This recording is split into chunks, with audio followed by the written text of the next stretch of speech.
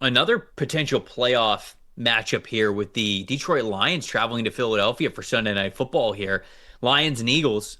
We'll talk about the Lions or the Eagles here for this matchup. I'm going to go with the Lions. I'm going to go with Jared Goff. And I think the emphasis in this offense, whether it's Dan Campbell or John Morton or whoever's calling plays for this team, is going to be to win over the middle of the field in the passing game. We've known for years now that Jared Goff has been able to do this in this offense. You look at him, middle third of the field, that middle 18 yards that you're looking at that really exposes linebackers, especially in that intermediate range. 84.4 passing grade, 8th best in the NFL. On the outside, 76.5, closer to 18th in the NFL, borderline top 20 there. You look at the Eagles and the great linebackers they have. I think the best set of linebackers in football with Zach Bond, Nakobe Dean, Jahad Campbell playing over the middle there. They have the best coverage grade in the NFL over the middle third of the field. You're talking about near the hash marks in there on those play action concepts. They're so athletic. They know where to be at all times in their zone coverage concepts. So I think that's going to be big. Can Jared Goff still win over the middle of the field? Dan Campbell dialed up the play action last week. Are they going to be able to suck those linebackers in towards the defensive line and create that space? Or is Goff going to have to beat the Eagles on the outside, where some other teams have been beating them with some struggles at corner? But I think that's really the question, is the foundation of the Lions passing game is attacking the middle of the field. The Eagles have been really good defending the middle. Whoever wins that battle is at a big advantage in this game. Yeah, I like it. It's always tough going against the spine of the Eagles defense, if you will. And the defensive line, there's Jalen Carter and Jordan Davis. At the linebacker level, obviously, is Zach Bond. The safeties are flying around playing really well. That middle of the defense, it's really tough to attack them there. But you mentioned the Lions are at their best when they're able to do that. You mentioned this already, the struggles, the surprising struggles for the Eagles run game.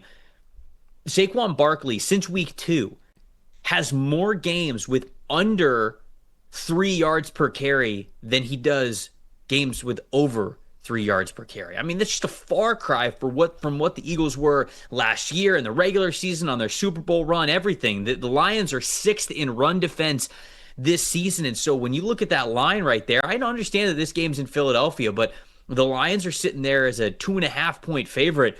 I like the Lions getting points here, especially if they don't turn the ball over. I like them getting that 2.5.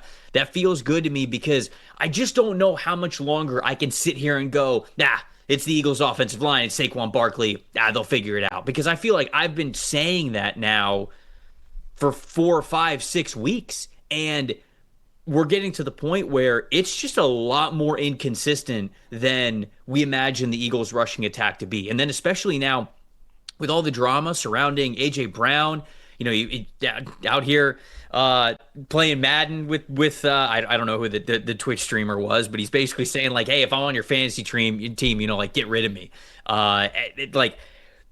Obviously, it's just kind of something he's saying during the middle of the week while he's playing a video game. But at the same time, anybody who watched that Monday Night Football game this past week knows this isn't the A.J. Brown that we're used to. I mean, he feels like he is checked out. I mean, there are some go balls that are up to him that it's not a 50-50 ball because he's not fighting for it the way that we're used to seeing A.J. Brown fight for these footballs. And so, look, his presence still makes a difference, but he's still got to be somebody who could produce for him. And that with the run game not producing and then that part of their passing attack not producing, give me the Lions in this one. I'm going to take the Lions 26-21. A little bit of an odd score. Not sure how we're getting to 26, but, we're getting to 26. That's what I got there. I got them winning by 5 here.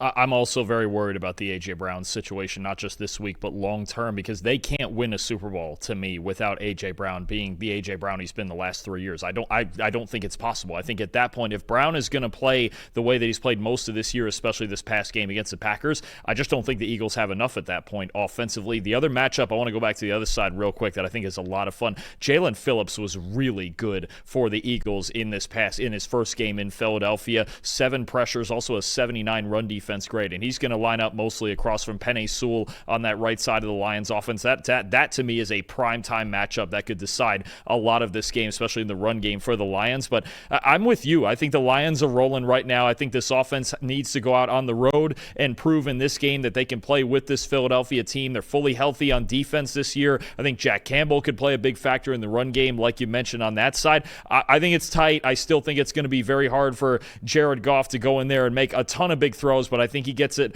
done enough, and I have the Lions 28-27.